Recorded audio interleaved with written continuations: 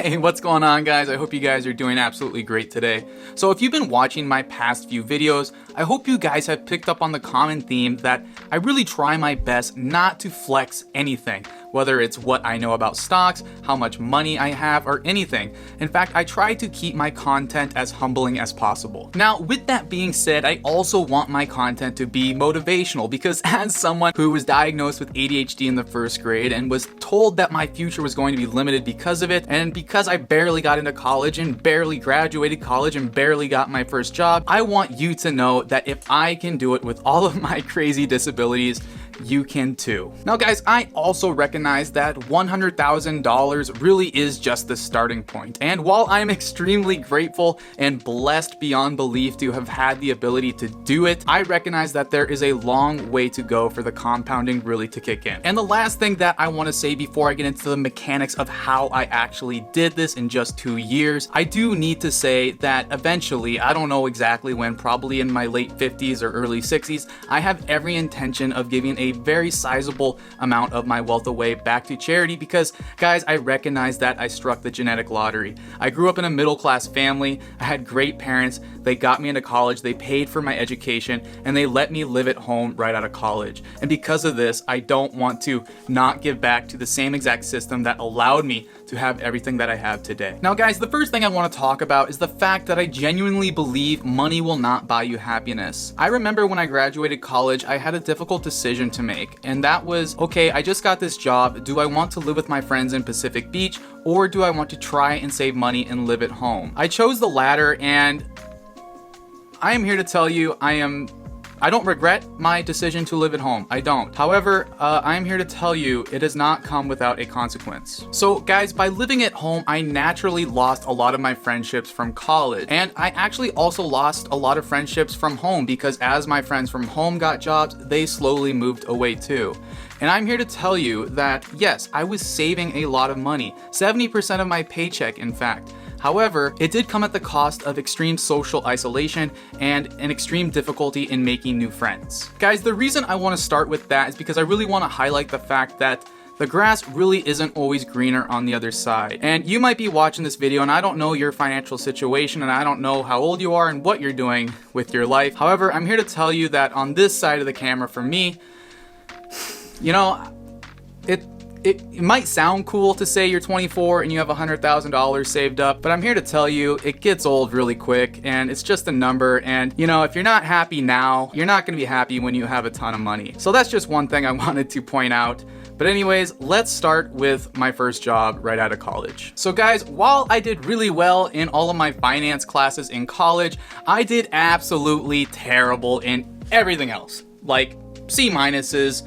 I had to repeat a couple classes. I was a terrible student. However, when it was a class that I actually kind of enjoyed, I usually did pretty well. However, my really terrible GPA limited me when it came time to apply for jobs. I recall applying to like over 150 jobs, and I think I got maybe 8 interviews, and only one of them gave me a job offer. And to this day, I actually still work at this company. So of course, the next question you're probably wondering is, okay, well, how much money is this job paying you? Because that's probably a huge catalyst for how you were able to save up all this cash so quickly. And while I'm grateful to have the job that I have, I can promise you guys, if you look up the average salary out of business school in college, you can just assume that that is my salary. It really isn't anything special. I'm not an investment banker making, you know, 80, 90K or more than that.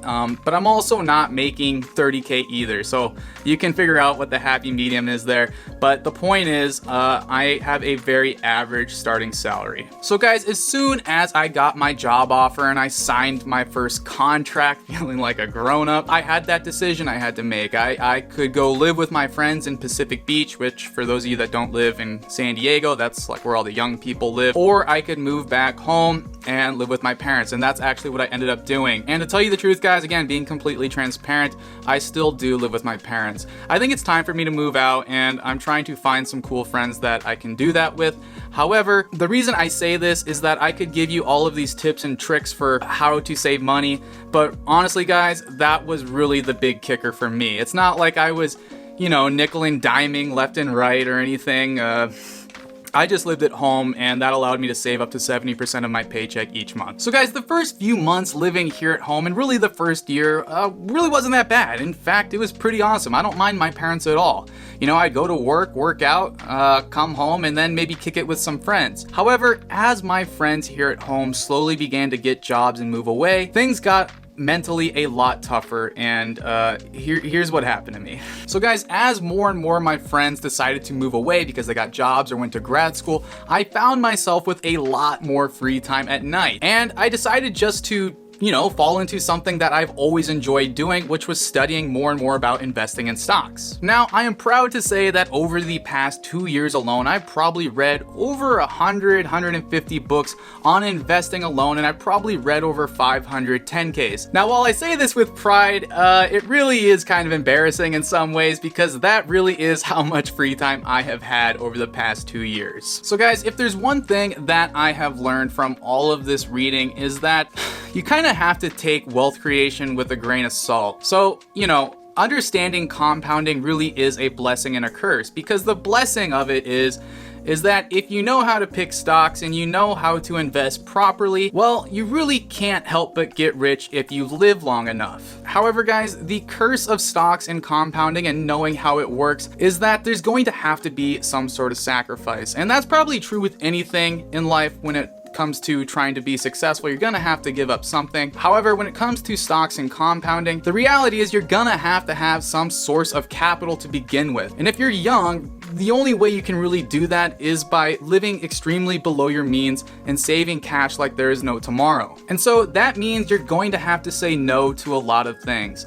In fact, guys, I can't tell you how many times I have told friends, no, I can't go out Friday night, I can't go grab dinner with you, or I've said no to a potential date just because I was trying to save a few extra dollars. And guys, I am here to tell you firsthand that as you say no more and more, the phone very quickly stops ringing. People realize that you're just not going to hang out, so they don't even bother asking you to hang out. And I am here to tell you, with hindsight, it's not worth it. I mean, I would encourage you to save money when you can, but I would also encourage you to maintain as many friendships as you can too, because when you need your friends and they're not there for you, it can really suck sometimes. So now I'm gonna tell a quick story. So last year I was dating a pretty cool girl. Hope she's not watching this. But I remember she asked me, hey Jake, what are you doing next weekend? I would really like it if you could come hang out with me and my friends at this beach house that we're going to. I think it'd be great if you could come meet my friends and come socialize. So I said, of course, and eventually Friday came and we all drove up to this very beautiful beach house. I mean, right on the water, guys. And I quickly got the vibe that this weekend was just going to be filled with partying and drinking. And, all of her friends are in their young to mid 20s, so it made sense. However, I'm not gonna lie, I felt really out of place because I'm not really a huge drinker and I'm definitely not a big partier. Now, I remember talking to a handful of her friends and I actually thought they were really cool. However, I really had nothing in common with them. And it makes sense, guys. The thing I care most about is stocks and investing, and what 23-year-old is gonna want to talk about that? In fact, I know that most of the conversations that I enjoy most with are people who are like 60 and 65. So I'm not blaming her friends, I'm just making the point that I really didn't fit in. And so guys, after meeting a few of her friends and trying to have conversations with them, the night kept going on, and around 11 p.m. that first night I was up there, I actually had a really bad mental breakdown and had to remove myself from the party for a little bit. I remember the girl who I was with came out and was, asking me left and right, what's wrong, and I absolutely had no answer. I couldn't figure it out then, what was wrong with me. All I knew is I was just having some sort of a panic attack. However, with hindsight, I have a pretty good idea of what happened. So you guys have to understand that for the past 2 years, all I have really known is sit at my computer, do my day job, go to the gym, work out, then come home and read. That's really been my life. I really haven't had much social interaction. And when I was interacting with people who were my age, and I quickly discovered that I was an outlier in that I really didn't fit in with my peer group, I started questioning a lot of things about my lifestyle and the way I was living. And guys, I also remember the next day on Saturday, everyone was day drinking, and I just really didn't want to do that. And I remember telling my ex-girlfriend, then girlfriend, hey, I'm gonna go take a nap. I'll be down a little bit. And she said, cool. But the truth is that was a lie. I went upstairs to a isolated room and I decided to read. And I did that because that was my comfort zone. For the past 2 years, that is really all I have known. So guys, the point I'm trying to make here is that you really need to have moderation in life. You do need to try and save money, and you should have an interest in your finances. I think that would benefit you in the long run. However, you can't obsess over it, because if you end up obsessing over it, you're gonna end up like me. And all you're going to know is reading 10Ks. And while that is a great skill to have, I'm here to tell you there is more to life than just trying to find ways to compound your wealth. So guys, the point of this, yes, you can save up $100,000 if you live a very disciplined lifestyle. And if you're happy in the process of doing that, then it is a win-win for you. For me, I don't know if it was, a win-win for me. I'm very grateful for where I'm at today, and I wouldn't change a single thing because I've learned a lot. However, I do have a new perception on wealth and what money really means, because in the end, all I want is independence and happiness. But anyways, guys, I hope you guys liked this video. I know it turned into kind of a rant, but you are awesome. Thank you so much for watching. It means the world to me, and I will see you guys in the next video.